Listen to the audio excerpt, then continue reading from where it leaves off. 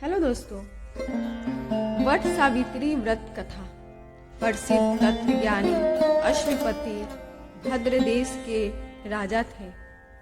उनको कोई संतान नहीं थी।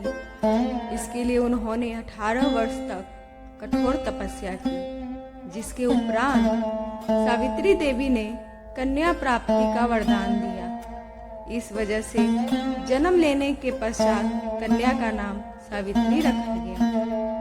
कन्या बड़ी होकर बहुत ही सुंदर, रूपवान, गुणवान थी। योग वर न मिलने की वजह से राजा बहुत दुखी रहता था। राजा ने कन्या को खुद वर खोजने के लिए भेजा। जंगल में उसकी मुलाकात सत्यवान से हुई। धूमसेन के पुत्र सत्यवान को पति रूप में स्वीकार कर लिया। इस घटना की जानकारी बाद में ऋषि नारद जी ने अश्वपति से सत्यवान की अल्पायु के बारे में बताया।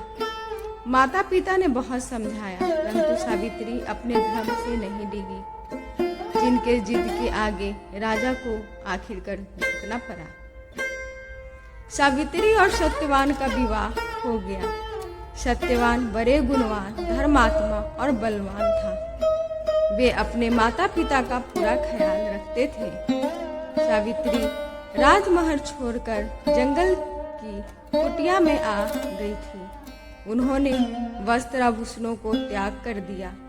अपने अंधे सास ससुर की सेवा करती रहती थी। सत्यवान की मृत्यु का दिन निकट आ गया। नारद ने सावित्री को पहले ही सत्यवान की मृत्यु के दिन के बारे में बता दिया था। समय नजदीक आने से सावित्री अधीर होने लगी। उन्होंने 3 दिन पहले से ही उपवास शुरू कर दिया। नारद मुनि के कहने पर पितरों का पूजन भी किया। प्रत्येक दिन की तरह सत्यवान भोजन बनाने के लिए जंगल में लकड़ियों काटने जाने लगा, तो सावित्री भी उनके साथ गई। वो सत्यवान के महाप्रयाण का दिन था। सत्यवान लकड़ी काट रहा था, लेकिन सिर चकराने की वजह से नीचे उतर गया। सावित्री पति का सिर अपनी गोद में रखकर उन्हें सहराने लगी। तभी यमराज आते दिखे तो सत्यवान के प्राण लेकर जाने लगे। सावित्री भी यमराज के पीछे पीछे जाने लगी। उन्होंने बहुत मना किया, परंतु सावित्री ने कहा, जहाँ मेरे पतिदेव जाते हैं वहाँ मुझे जाना चाहिए। बार बार मना करने के बाद भी सावित्री पीछे पीछे चलती रही। सावित्री की निष्ठा और पति परायणता को देखकर यम ने एक एक करके वरदान में सावित्री के अंधे सास ससुर की आंखें दी, उसका खोया हुआ राज दिया। सावित्री को देखने के लिए कहा। वो लौट कैसे? सावित्री के प्राण तो यमराज लिए जा रहे थे। यमराज ने कहा, सत्यवान को छोड़कर चाहे जो मांगना चाहो मांग सकती हो। इस पर सावित्री ने 100 संतानों और सौभाग्यवती का वरदान मांगा। यम ने बिना विचारे प्रसन्न होकर तथास्तु बोल दिया। वचनवद्ध यमराज आगे बढ़ने लगे। सावित्री ने कहा, हे प्रभु, मैं तो एक पतिव्रता पत्नी हूँ। आपने मुझे पुत्रवती होने का आशीर्वाद दिया है। तो यह सुनकर यमराज को सत्यवान के प्राण छोड़ने पड़े।